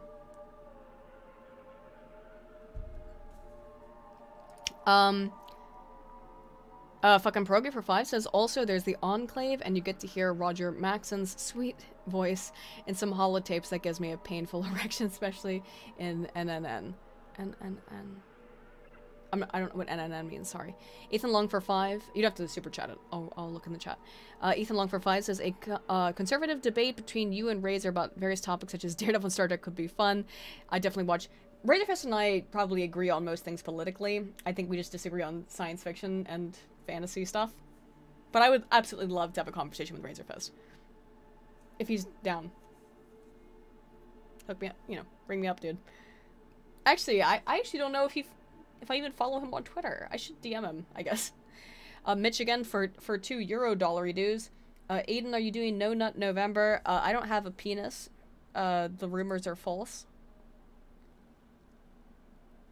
Oh, wait, and you do it this way. I'm trying to do that, like, Lucille Bluth wink, you know, like, where it's really disturbing. Where it's like, oh, maybe she put the glasses off. Oh, no, put them back on. No, put them back on. Oh, shit. Let's read some more spooky tales and not look at my horrifying face. That's the scariest thing here. Alrighty. Let's read the tale of the telltale lilac bush. An old man and woman once lived by themselves along the Tigard Valley River. There had been trouble between them for many years. Few people visited them, and it was not immediately noticed that the wife had unaccountably disappeared. People suspected that the old man had killed her, but her body could never be found, and the question was dropped. The old man lived a gay life after his wife's disappearance. Oh, I'm sure you did. until one night when a group of young men were sitting on his porch, speaking of gay life, talking of all the parties which the old man was giving. While they were talking, a large lilac bush growing nearby began beating on the window pane and beckoning toward them, as though it was trying to tell them something. No one would have thought anything of this if the wind had been blowing. But there was no wind. Not even a small breeze. Paying no attention to the old man's protests, the young men dug up the lilac bush. They were stunned when the roots were found to be growing from the palm of an old woman's hand. The man screamed and ran down the hill to the river, never to be seen again. That's a really short story. See, it's really easy. Short and easy, but there's tons. I guess what we will do, since that was the last one I kind of wanted to read, it's a real classic of the region. I have a lot of things here, guys. I have one whole bunkle of things, of stories, and really we've been going on for an hour and a half. So at this point, what I would like to do is, you can either pick from the ones that I have. I have plenty in here. We can just pick a random one, or we can, if you have any recommendations for one. Some of these I know that I've read before and are pretty good. Other ones I don't. Those are like some of the really. This is a pretty good one. How do you guys feel? Tell me in the chat. Would you rather me just pick something, or would you rather? I mean, also I have a bunch of monster tales and general stories from all over West Virginia. You know, Trans-Allegheny Lunatic Asylum. One we could read a little bit about that. That might be interesting, since people have contacted me about after I did the video on it. So let's do the Trans-Allegheny Lunatic Asylum. There's also a whole bunch of weird, creepy stuff that happens in New River Gorge, which is where all the and Blennerhassett Island. Let's listen a little bit about Blennerhassett Island. Let's see if this is just the history. Okay. Let's So, Blennerhassett Island's kind of interesting. Offshore from Parkersburg in the Ohio River is Blennerhassett Island, the former home of the wealthy family of Harmon and Margaret Blennerhassett, who met with tragedy and ruin. Was their downward spiral a result of a curse? If only the ghosts who have been seen there since the 19th century could talk. Harmon and Margaret immigrated to the United States from Ireland in the late 18th century. Unlike most Irish immigrants, the Blennerhassetts began their American lives as wealthy aristocrats, thanks to Harmon's inherited family fortune. In addition, Harmon had studied at Trinity College in Dublin and was a lawyer. Early in his adult life, Harmon showed signs and habits that would later be part of his undoing. He squandered money and was susceptible to radical political views. He resented the established order. Hey, this guy sounds cool to me. I don't know, it sounds like a frame-up job here. These ghosts are trying to freaking, frame my boy. Sounds like he wants to make Ireland great again. He had stayed in Ireland. However, he would have been buffered by family wealth and status, and probably had lived a life of ease. The same would have applied to Margaret. Their fate was sealed, however, when they met. Margaret was Harmon's niece. She was the daughter of Harmon's sister Catherine and her husband Robert Agnew, the lieutenant governor of the Isle of Man. Harmon stayed as a guest in their home, and one day Agnew asked his brother-in-law to accompany his daughter home from school across the English Channel. Harmon, 31, was immediately captivated by the 18-year-old Margaret and persuaded her to marry him right away. He certainly was red-pilled now, wasn't he? When they arrived at the Agnew home and announced their marriage, the families on both sides were mighty displeased, for the union violated the church laws. Under continual criticism, Harmon decided that the couple's only recourse could be to depart the country and make a fresh start somewhere. America looked promising. A place where no one need know that they were blood relations. God damn, West Virginians, can you stop this freaking incest crap? Like, we're trying to get rid of this stupid, I would call it a rumor, but there's just too much evidence that it has basis in reality.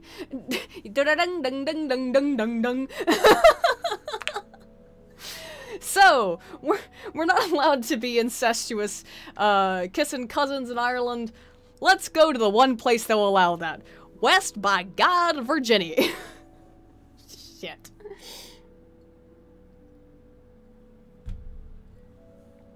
He sold his Ireland estate at well below value, and he and his bride sailed for America, leaving on August 1st, 1796. The Blennerhassett anticipated making a gracious new life in the New World, but the ship journey across the Atlantic, the harbinger of misfortune, occurred when the captain of the ship fell mysteriously ill and died. He may have been poisoned or may have died of food poisoning. His death cast a cloud, however, over the rest of the journey. Once in America, the Blennerhassetts went to Philadelphia, then Pittsburgh, and south to the Ohio River Valley, settling near Marietta, a bustling city. In 1798, they purchased a small island called Bacchus Island, after former owner Elijah Bacchus. The island now became known as Blennerhassett Island. Thus, the couple envisioned would be their private retreat and paradise for them and their children. They arrived with an adopted French boy. Oh, gee. Oh, no. It's already incest. What are you doing with the French boy? Dominic. And they had a son, Harmon Jr., and a daughter, Margaret, while on the island. Little Margaret died at the age of 2 and was buried on the island. But a flood washed away her grave and body, another sign of the black cloud gathering over the family's fortunes. Harmon and Margaret created their own little Eden.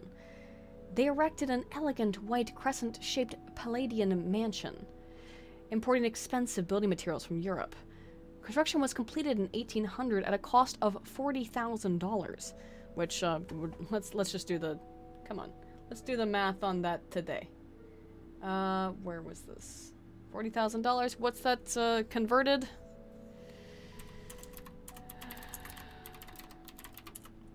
Let's see. Over time. Inflation calculator. Well, we can't do it that far back. This one only goes to 1900, so add 100 years on to that, at least the calculator I'm looking at. So if we put in 40, 1, 2, 3. Alright. It's... In 1900, it would have been $1 million.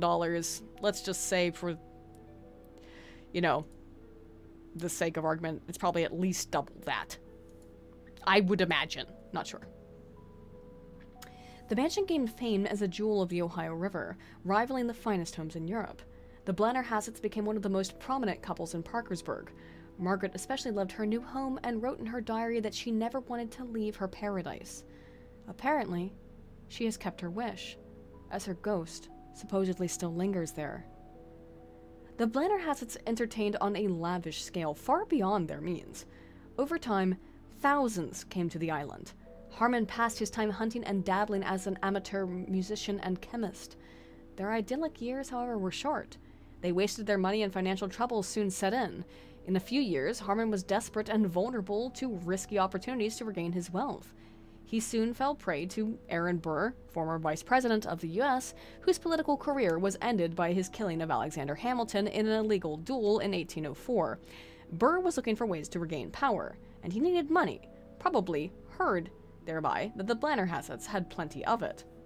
In 1805, Burr outfitted himself with a grand houseboat and set off from Pittsburgh down the Ohio River, making stops and looking for backers and collaborators. He arrived unannounced on the island. Harmon and Margaret, surprised at their distinguished guest, entertained him. He spent one night actually sleeping on his boat and then continued his river journey the next day. His relationship with the Blennerhassetts, however, had been forged. Burr had a scheme to regain his glory by forming his own country. Hey! Trying to form the ethno-state, it seems. He planned to buy huge chunks of land in what is now Louisiana, Florida, and Mexico, and raise an army against the Spanish troops in New Orleans. The Blennerhassetts were not home when Burr returned back up the river, but the two men corresponded. Harmon expressed interest in selling or renting his estate and offered his services as a lawyer to Burr. According to the account in Minnie Kendall Lowther's Blennerhassett Island in Romance and Tragedy, Harmon told Burr, quote, "I would be honored in being associated with you in any contemporary enterprise you would permit me to participate in." I'm sorry. God dang, guys. I lose my voice so quickly.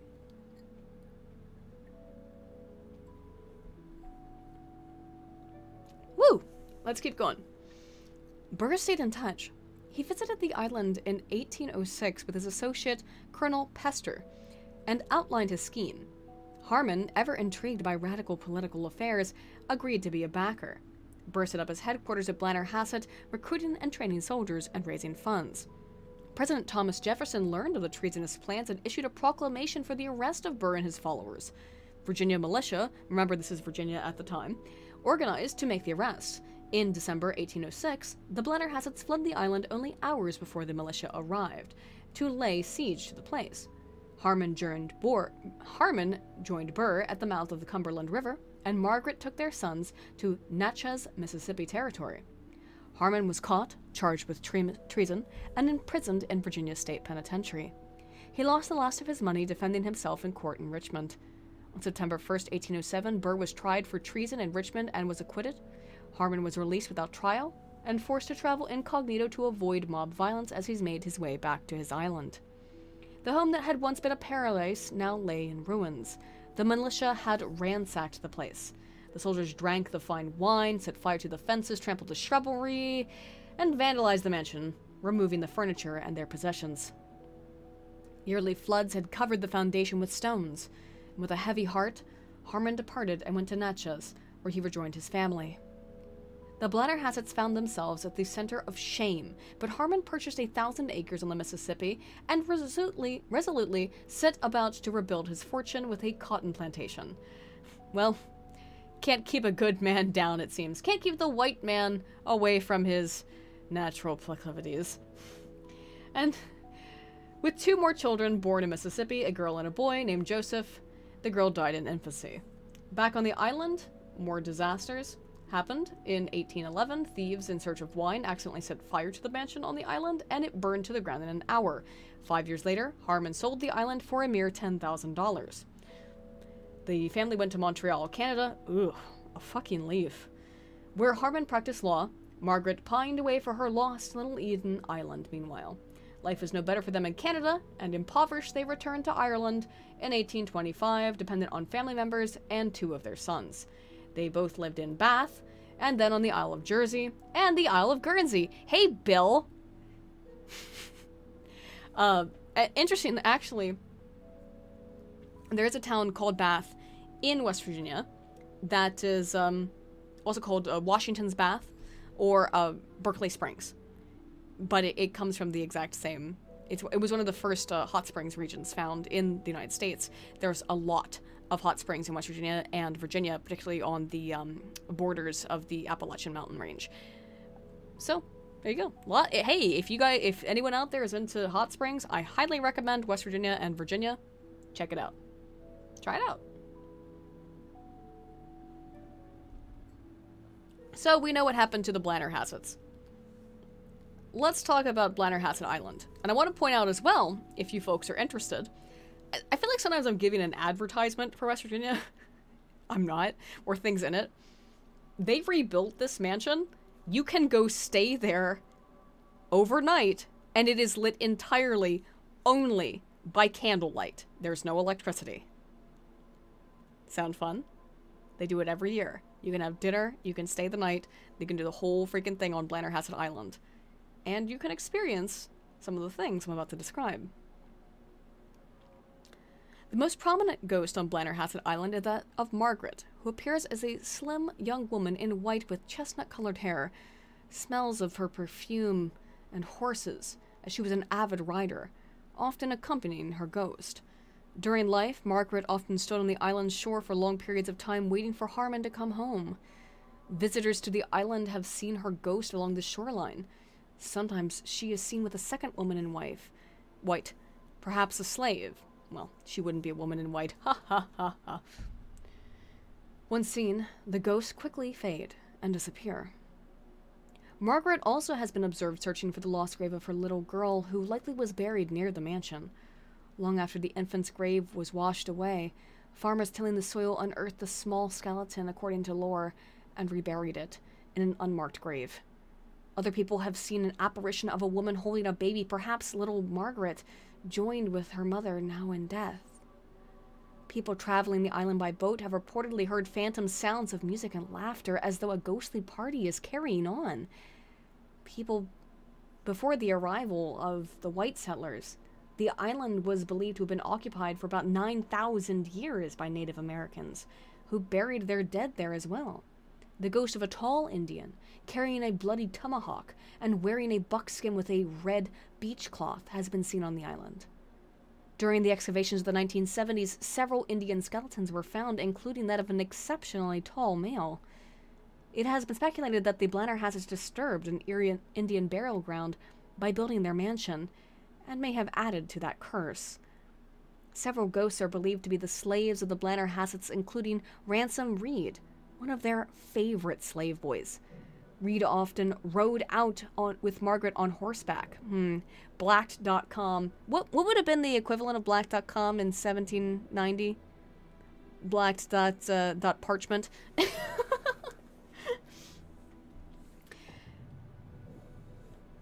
Ransom has been observed circling the reconstructed mansion on foot. Sightings of slave ghosts have decreased over the years, especially since the return of Margaret's remains to the island. It is said that horses dislike the island. Even back in the days of Harmon and Margaret, according to the lore, their slave, Micaiah Phillips, would bring visitors over by boat. On one trip, his horse became increasingly agitated as they neared the island. Once ashore, the horse broke free and ran into a tree, breaking its neck. Other horses reportedly have become agitated on the island as well. The home and buildings on the island now make up Blennerhassett Historical State Park, which is open for tours from May 1st to December 23rd. There's my shilling again for things I'm not being paid for. The island is accessed by ferry from Parkersburg. Numerous artifacts of historical significance have been excavated on the island and are on display at the Blennerhassett Museum of Regional History in Parkersburg. What I do want to point out is that, yes, you can do this. I want to point it out, Blennerhassett Island, you can do the night thing. It's, they do this every year. Mansion by candlelight, if you feel so inclined, my dear friends. They do this. 2 nights only. Blennerhassett Island Historical Park takes on a more historical look when hundreds of candles light the way from the Island Bell's sternwheeler landing to the mansion and other activities on the park. Basically, you go there and you can have dinner. And, they say you get, what do you get? You get a ham, baked potato, greens, a roll, dessert. Not very specific. A beverage, coffee, tea, or water. Not booze. No deal. Menu subject to change. Anyway, if you guys are interested, you can go and spend a freaking candlelight evening on Blennerhassett Island. Anyway, we'll do one last short thing. Not something so long, I think. And then we're gonna close out because this is... My voice is absolutely leaving me, friends.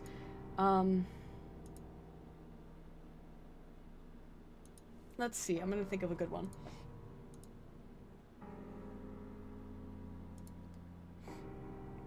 Let me, give me 1 second.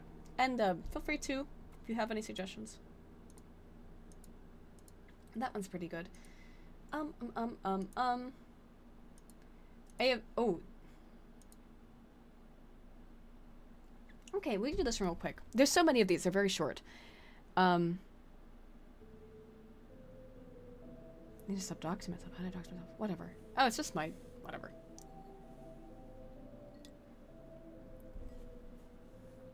Okay. Let's read from Coffin Hollow and Other Ghost Tales. The Black Dog Ghost. During the American Revolution, near Connellsville, Pennsylvania, a spy and his dog were captured by the British and taken back to headquarters to stand trial. That very night, the spy was sentenced to death and was taken out to the yard to be shot. When he was outside, he tried to escape and was cut to shreds by a soldier with a sword. When the dog saw this, it leaped at the swordsman with a fierce growl, but the soldier turned in time to stab the large black hound with his sword. As the dog lay on the ground dying, it stared at the soldier with a fierce look of hate. The soldier laughed and gave the dog a hard kick in the side to finish it off. That night, while another soldier was coming back from guard duty, he noticed a large black hound lying near the campfire, just like the one his comrade had killed. When he walked over to the dog, it disappeared before his eyes. The soldier went to tell the man who killed the dog what had happened and to warn him that he should be careful since he would be off duty that night. The soldier took it as a joke. He told his comrades the story and made fun of his friend who had warned him. That night, when the soldier went out on guard duty, a mysterious thing happened. The rest of the men were awakened by fierce growls of a dog and the screams of their comrades out on guard duty. Terrified by these horrible screams of agony, they gathered around the campfire. Finally, the screams halted, and something was heard crashing through the bushes. After a few minutes, the soldier who had been on guard duty came into the light of the campfire, his clothes torn to shreds, but not a scratch on his body. When the men asked him what had happened, he could not speak a word, but stared off into the darkness of the night. Finally, on the third night, the soldier died from fright.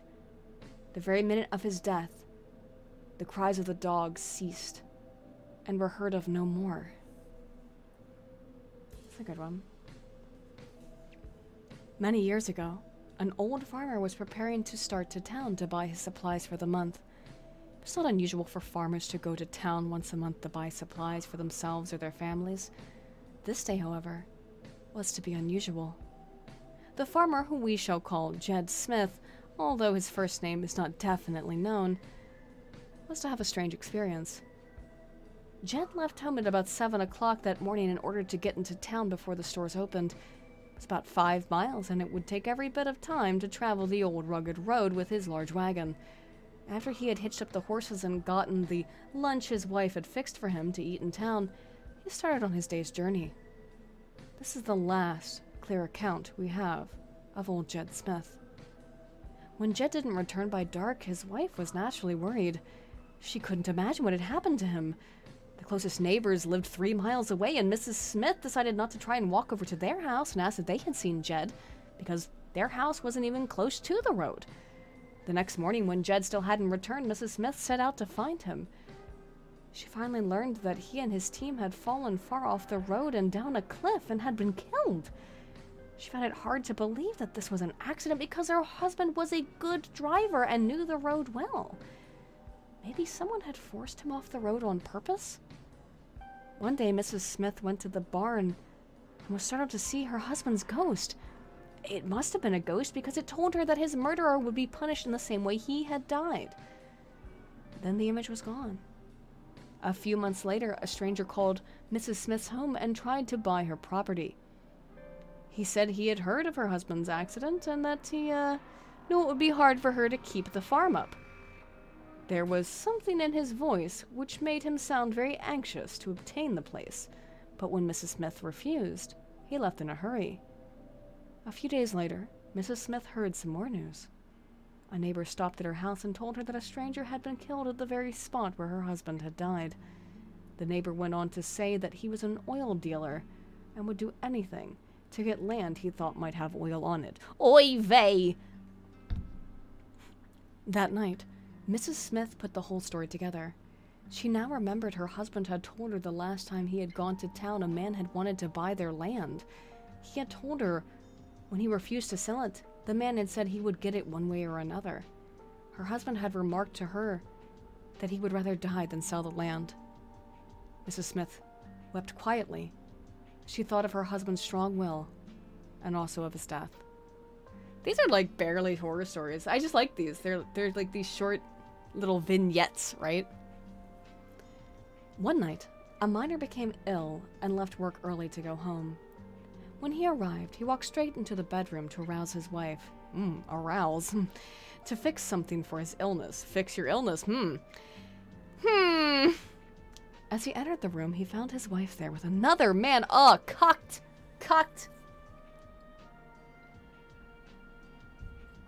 Well, we should probably end this here. Cocked. Beyond belief. Well, actually, let's see how it ends. The enraged miner grabbed the man and gave him a thorough beating. After throwing him out of the house, he returned to his wife for an explanation. An argument followed, and the wife, laughing at him, said she wanted a divorce. Bitch, I'll give you a divorce! Holy shit. Shame mounted upon shame, and the miner returned to work forgetting his illness. Jeez, what a real cuck. Holy fuck. You didn't just kill the whore? Alright. When he got back, he told his friends what has happened and swore revenge. Still angry, he began working carelessly. An hour or so later, when a coal car was coming down the tracks, the miner fainted and fell in front of it. The other men did not notice until it was too late, and the car ran him over, crushing his head and legs. At the funeral, the miners remembered that the dead man had said that if anything ever happened to him, he would return to get revenge upon his wife. The men told his widow, but she just laughed. What a bitch. Saying that she was going to marry her lover and move far away from there. Tyrone ain't gonna take care of you, lady.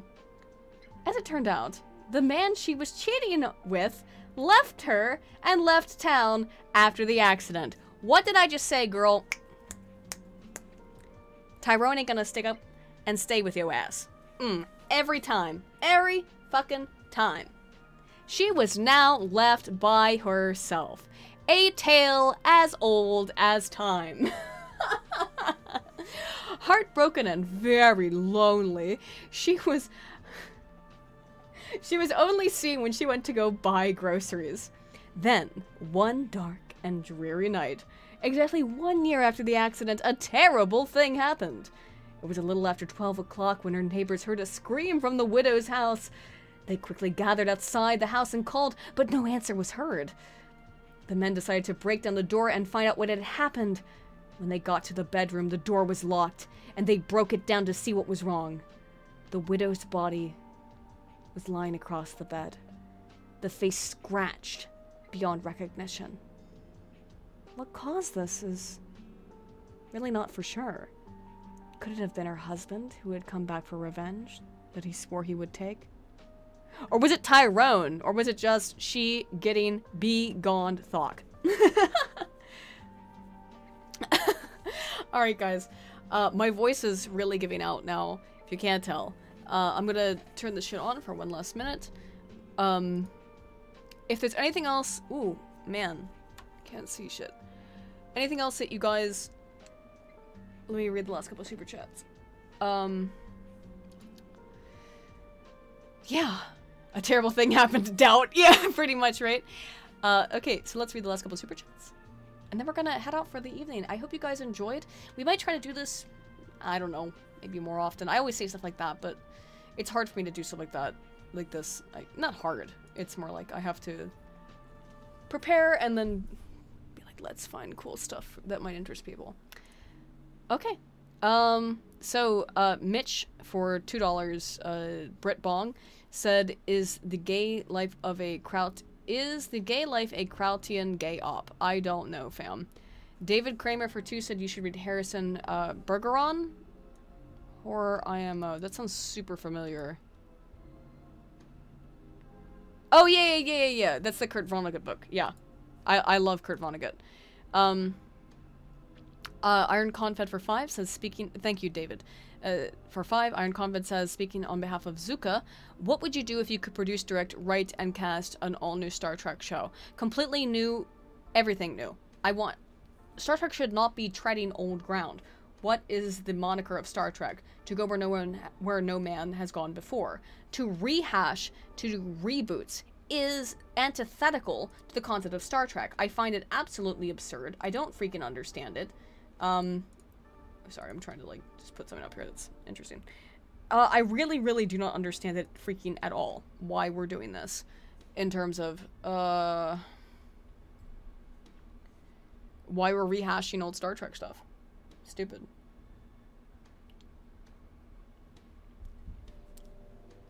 Dang. And aliens land and spread the gospel of Gleebglork. Oh, other than that, Iron Confed, that's really all I have to say. I was just like totally new Star Trek stories set post Voyager. That's what I want. No one else apparently wants that, but hey, that's me. So, aliens land and spread the gospel of Gleebglork for 5 says, ever hear the story of the train conductor? Every night after his beans, he would lie down and hear the sound toot toot. That's great, man. Thank you so much. Thank you guys for tuning in.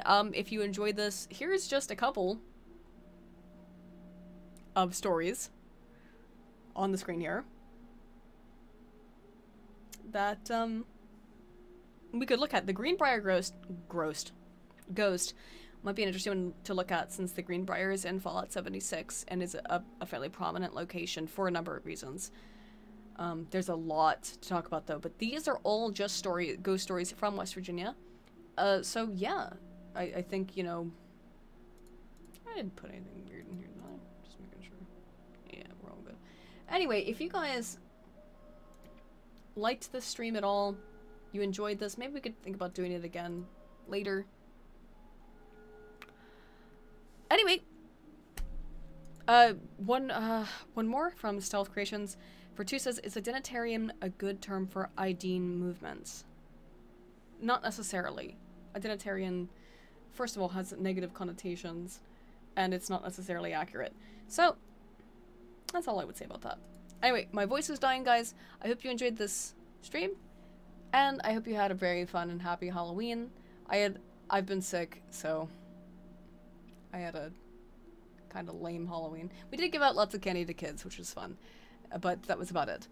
Anyway, love you all, and I will be back tomorrow with a video. We've got just, well, we've got the audio file here. We're working on finishing it. It's a doozy, as you can see. It's, what is it? It doesn't actually tell you how long the entire video is, but 50 minutes. It should be up either by tomorrow, at the very latest Monday. Anyway, thanks guys. I really appreciate your support, and thank you for tuning in, and I hope you have a wonderful rest of your Saturday evening. Altana Volt.